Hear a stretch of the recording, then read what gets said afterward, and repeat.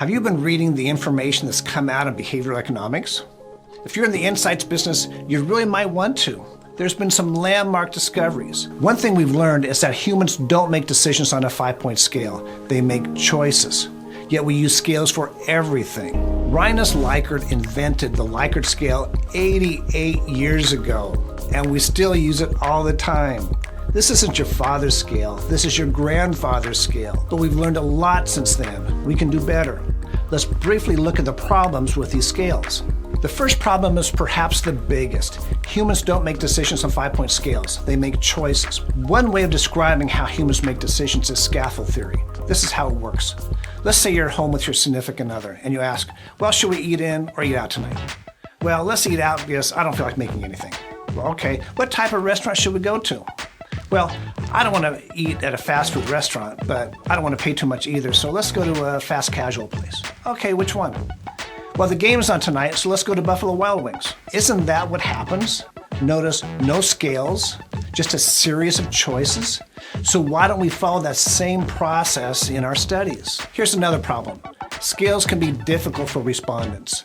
This is what one respondent told me when we were talking about these scales. She said, I'm tired, I'm sweating, I just want to be done, I just want my $5. Well, how much consideration will she give your new idea? Our third problem is a big issue, especially when evaluating brands. Most scale-based surveys evaluate brands or options in isolation. Let me illustrate.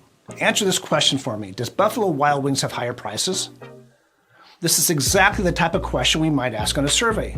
But how do we answer it? Well, what about compared to Taco Bell? Now, what about compared to your favorite date night restaurant? Now, did your answer change depending on who we compared Buffalo Wild Wings to? If it did, that's a problem. Here's another problem. Different ethnic groups use scales differently. For example, Hispanics are much more likely to give us a higher score on the same scale. And as we're becoming more and more multicultural, this simply becomes a bigger and bigger issue. And finally, what does respondent do if they don't know the answer? Give a 3 on a 5-point scale? A 3 is fundamentally different than a don't know. Yet when capturing diagnostics, we typically ask all sorts of things without giving a I don't know option. And the result is bad data and a loss of predictability.